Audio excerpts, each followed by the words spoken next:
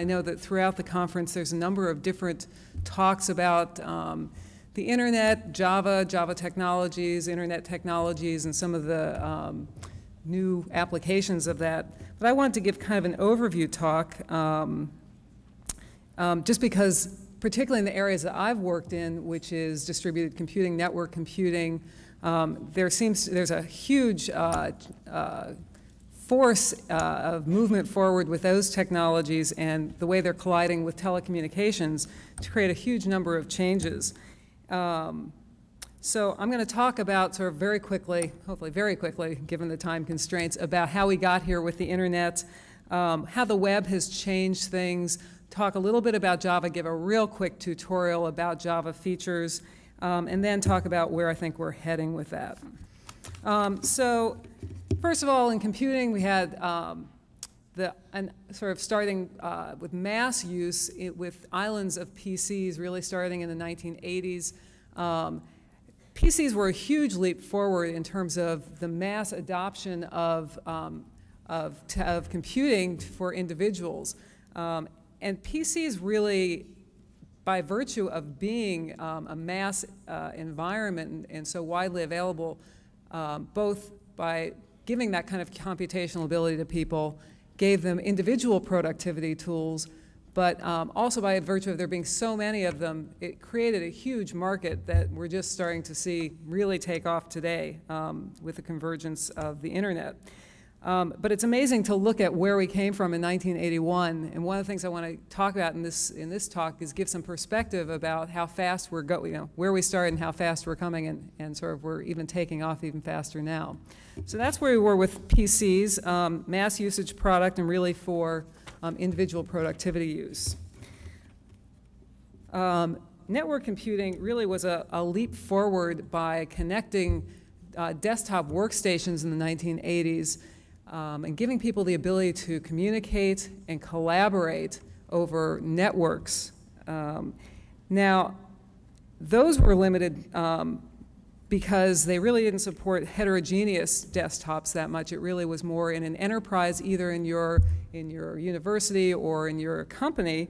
And they had each had, well, a variety of different proprietary operating systems, which made them more powerful, but and enabled collaboration, but really didn't allow interoperation to any great degree between those enterprises. Networked workstations, for all their power and their computational power for engineers and scientists on the desktop and then ultimately in the commercial environment, really enabled a very limited use of network computing. Even with all this talk about client-server architectures, really they've been primarily used for file and data sharing, and then to a greater extent for email. There's a lot, this is in commercial use I'm talking about. In research, we've looked at a lot of ways in which network computers could be used to a greater degree, but those haven't really been adopted very widely. The internet started in the 1960s. And what was great about this is it's supported by the US government and was a worldwide network, a network of networks, and had a set of open protocols and standards that allowed proprietary desktops and servers to intercommunicate. Now, those open protocols and standards really have been developed in open standards bodies and open system mechanisms for developing those protocols. And that's allowed a widespread interoperation, but it also has its limitations. Some of the power of the proprietary systems aren't supported by those open protocols. But it's allowed connection in the 70s and 80s of tens of thousands and even hundreds of thousands of network sites, whether they're clients or servers. Let's see, so really allowed global scaling, the open standards process, but again, because it was such a general purpose mechanism for this globally connected set of people and desktops, it really was pretty limited in its functionality. Again, in the research arena, we've looked at other kinds of functionality, but it's really written primarily file sharing and email. And the internet is really, what we've called the internet is now becoming sort of the extranet, which is interoperation between a variety of enterprises. So the real leap forward with the World Wide Web occurred in 1990 at CERN in Switzerland with a bunch of physicists who created the hypertext markup language. Hypertext markup language is a page authoring environment and tool and language to provide, well, it's become sort of a standard universal interface to data representation. And the power of that is enormous, particularly as in 1993 with Mosaic, which was the first internet browser and the HTML browser, and then 1994 with the commercialization of that with Navigator, people were able to more easily access those protocols, things like file transfer protocol, which heretofore people had to type arcane commands at a command line, were really shielded with a user interface, a graphical user interface that made it a lot easier for people to adopt this. And so there's been this just enormous, and I'll show you graphs of this, but I'm sure you've all seen those kind of graphs where the lines of adoption of number of internet hosts just, you know, sort of in 1994 it suddenly starts to take off, and in the last 3 years it's gone from tens or hundreds of thousands to millions and tens of millions of users. So that was 1994. In 1995, Sun introduced Java. It's hard to believe it was, from my point of view, it was just 2 years ago, a little over 2 years ago that they introduced it. And it was just shipped, the first version was shipped a little over a year and a half ago. But what I'll get back to more about Java, but what HTML did, the hypertext markup language, really allowed the World Wide Web to become a global distributed file system so that you really could access data from all sorts of people, that you could write your information once and publish it everywhere, that really virtually at this point everywhere where there's a desktop anybody can get to it. And this has been a fundamental change in the use, people's experience and the capability of the internet. It's really changed the way people are experiencing computing. So just as HTML created a way for authors to refer to files and links within files anywhere on the internet that there was an IP address and the ability to refer to it, and for users to download that data in a platform-independent way, because these browsers were basically ubiquitous on any kind of desktop. Java really introduced the idea of downloadable executables that were platform-independent. So in addition to being able to download data, you could now download executables and be assured that they would run anywhere. And that basically has made the web kind of a global distributed CPU where you can, either through push or through pull, run executables of a variety of sorts virtually anywhere, again, that there's an internet desktop. I want to just sort of say a few things about where the web is going. Really, this mass adoption of millions and tens of millions of users has completely changed the characteristic we've all, I think everybody here has seen what's happened with the web and with web browsing. Both the infrastructure that was originally created, Internet Protocol, which is IP, that's IP Next Generation is the first bullet, and HTTP, which is Hypertext Transport Protocol Next Generation. But the original versions of these really were geared at the existing internet, which in the case of IP were hundreds of users originally, and with HTTP, again, was like tens of thousands of users, never really expecting to scale to this degree. And so at that level of infrastructure, there is a great deal of progress being made in the existing standards bodies like IETF, which is the Internet Engineering Task Force, and the W3C, which is the World Wide Web Consortium. These are pretty much the standard, two of the main standards bodies through which these protocols and standards are evolved. And those are pretty much through public discourse. Let's see.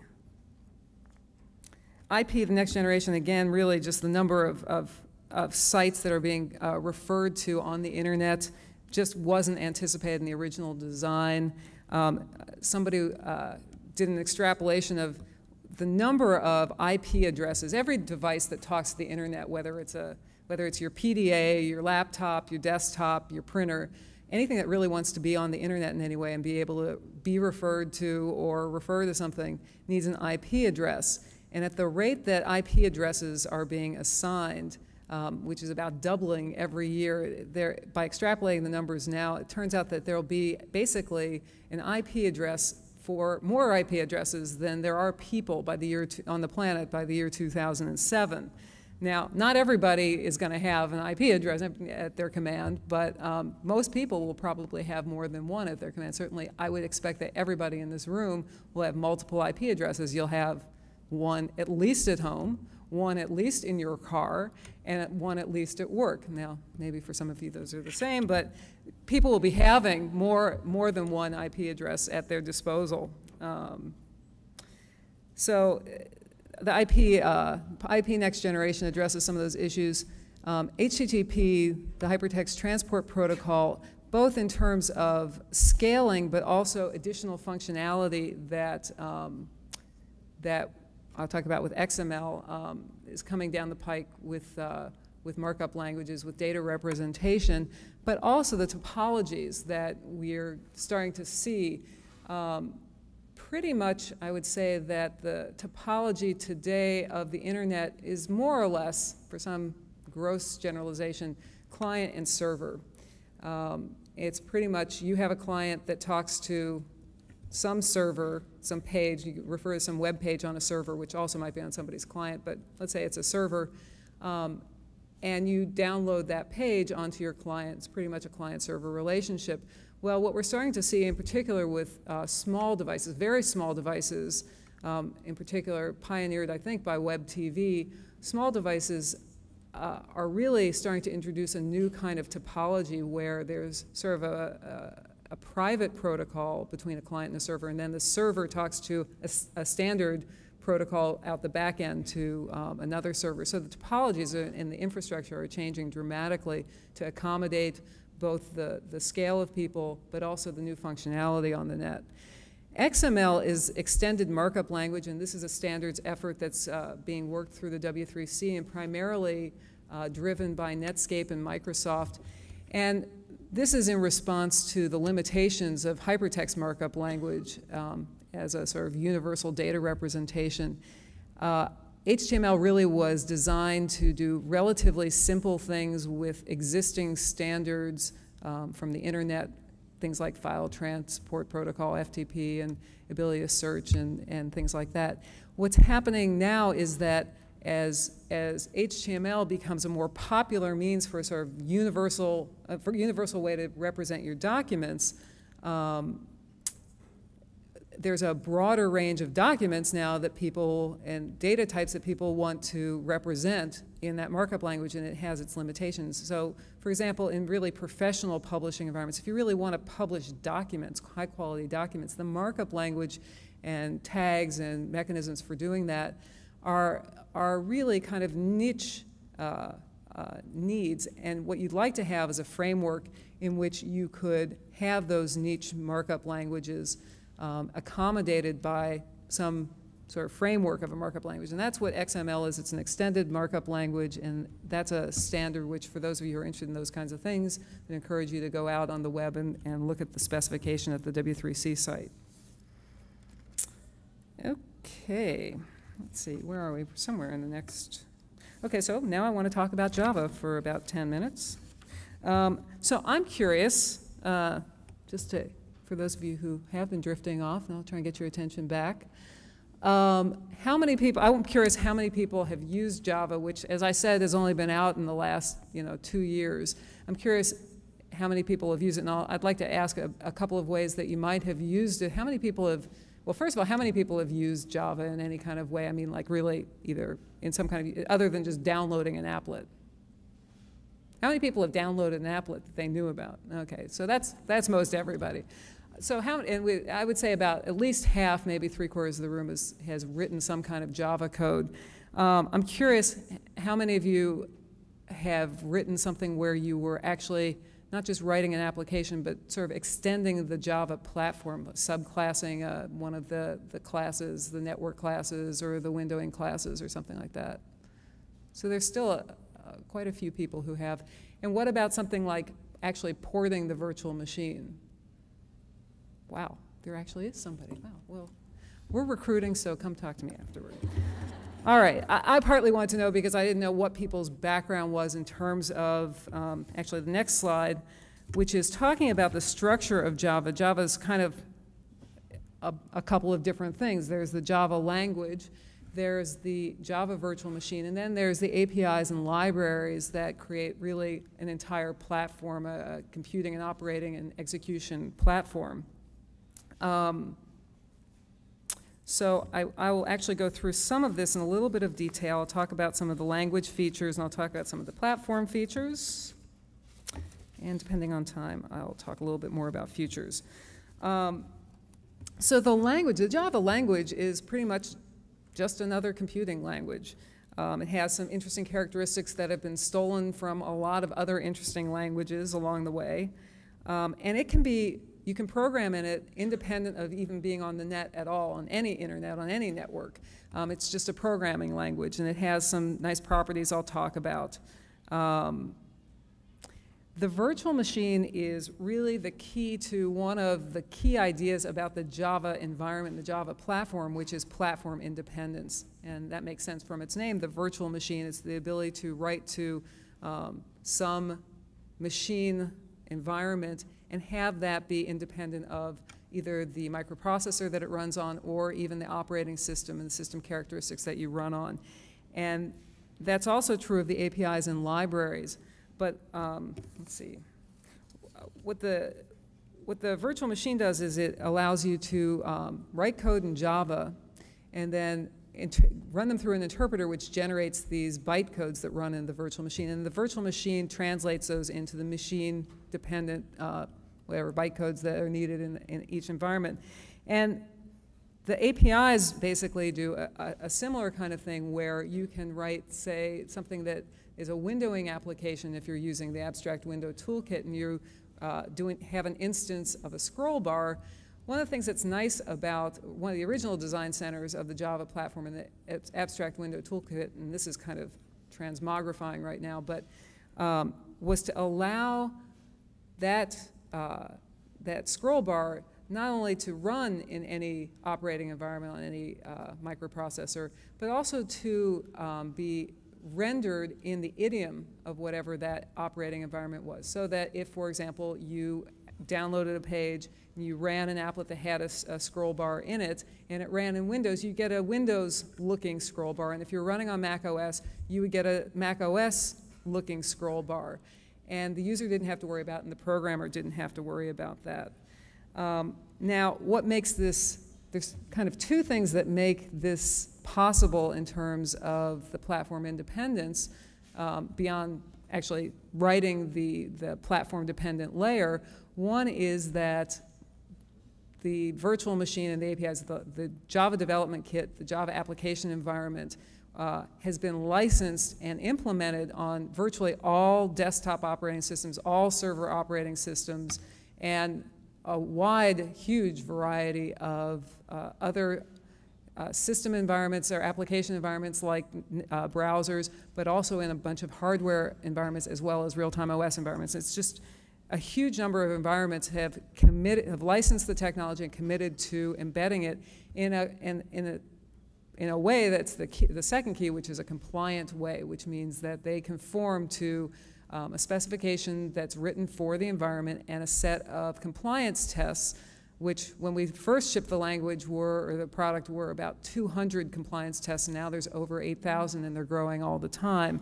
And so the purpose of that is to allow a programmer to write an application or an applet, a little hunk of code, and be guaranteed that it's going to run in any Java compliant environment. And this is actually a very dramatic advance for programming.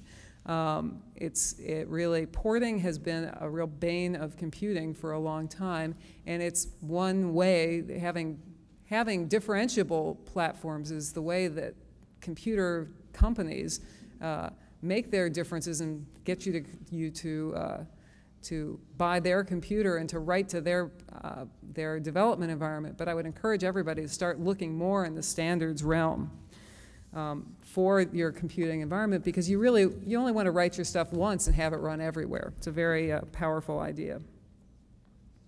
So I want to talk a little bit about the Java language design centers. So Java was originally designed as a language for downloading little pieces of code between wireless home consumer devices, set-top boxes, your remote control for your VCR, your remote control that you don't have for controlling, but they imagine that you would have for controlling your home environment, your thermostat, your lights, and things like that. And so that was part of what originally provoked the idea of platform independence, was that we couldn't count on each of those devices having the same microprocessor or the same operating environment. They often had different real-time OSs on them. And the object-oriented qualities about the language were included for two reasons. One, because it's a nice programming paradigm, and the other is that it's a very supportive paradigm for mobile computing, to be able to take a hunk of code and have it download into and fit into a set of classes on a device is a very powerful concept of extending the operating environment of each device. So let's just walk through some of these. As I said, it was not designed as a research language. It's really a production language meant for wide-scale uses for production environments. And the people who developed it, James Gosling, Bill Joy, and Ken Arnold, really had a lot of language experience and had written more than one computer language in a bunch of different environments, and liberally stole from a lot of languages that they always give credit to. The object-oriented features from Smalltalk and Simula 67 include garbage collection and the idea of just objects moving around. The systems programming features really were derived a lot from C, except really wanting to be able to create safe C. And I'll talk a little bit about security and safety in the language in a couple of different aspects. And then concurrency from systems programming languages, as well as the idea of referring to a bunch of systems libraries through the language. And thirdly, the numeric programming features like arrays and floating point arithmetic. This is something that in C and C++ is not particularly well supported, or it's not particularly easy to do, and one of the goals was to make this a relatively easy thing to do and make it safe to do. Okay, let's go to the next slide and talk about safety features in the Java language. I think the things, when you hear marketing talks about Java, you hear Java is platform independent, it's safe, and it's interactive, or something like that. And safety, really, there's two aspects of safety. One is from a programmer point of view, and one is from a user point of view. From the programmer point of view, it's really the kind of safety that C, as I said, as a system programming language, doesn't provide. C is a very powerful language that is really only used by very professional programmers. Kids, don't try this at home.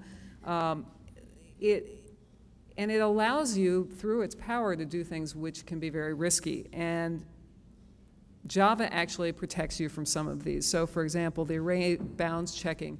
In C, you can allocate an array, but you can just keep, once you've got that pointer, you can keep writing past the end of the array, and you may choose to do that, or you may do it unintentionally, and then subsequently, when you go to allocate that space again and you don't initialize it, there's actually some random data that you may or may not have put there. Also, C is a little obscure to read and to write, which makes it actually reduces in some ways its productivity. I had a friend who I went to graduate school with who did a little research study on his own, sort of informally, that he's writing up, where he wrote a section of, he did a project, actually a 3-month project in C, and he literally tracked almost minute by minute when he was programming and how many lines of code he wrote a minute. He had this very interesting methodology for analyzing that, and then also for analyzing how many bugs per line of code he ended up having. And he did the same with Java, and he had actually been writing in C for many years in C++, and he'd never written in Java. This was his first Java program. And what he found was that he actually wrote, partly because of the object-oriented nature of Java and its easy syntax, he wrote the code in half the time, the same amount of code in half the time, and it had half the number of bugs. So the productivity gains from the language are actually one of the reasons, just as a language, that it's been so popular and so widely adopted. So these are some of the features that allow that: the automatic storage management, it's strongly typed with strongly typed exceptions, and the interpreted object-oriented, and all those features with garbage collection. Those make not having to actually allocate your storage and then reclaim it when you're done is actually a real savings of time. The other aspect of safety of the language is when you think about actually downloading an executable. Actually, the two previous speakers in this session talked about security in a variety of senses, and the idea of having to protect yourself from data corruption that you download, but the idea of downloading an executable from an untrusted site.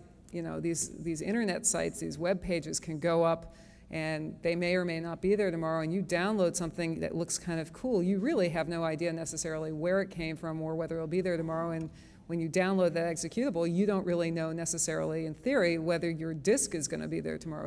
You could download some code to just wipe out your disk. So what Java has done is actually really done originally some very strict things to constrict what applets can do. And applets as a subclass in the original 1.0 were constrained could not actually touch any of the local system resources. So in fact, they couldn't touch your disk. They couldn't touch your printer. They couldn't deal with any of your local system services. And that's actually, so in the most draconian of circumstances, you can prevent the applets from doing anything. Now with subsequent versions, we've allowed different qualities of service around how secure you require things to be, and you can actually allow sort of like access control lists, certain server sites, policies have, and so you can have different policies around security. Thank you, Joan. You can allow certain server sites to take greater risks with your local resources. So those are some of the kind of security issues that Java is trying to address. I think we can skip the next slide because I think I covered all of that. Other than, I think I sort of made the implicit leap that the things that about Java that were good for, made it a good language for these mobile consumer devices in the home actually translated very well to the internet, which is a distributed environment. Let's see, we're pretty close to the end. I'm going to skip to the Java Futures slide.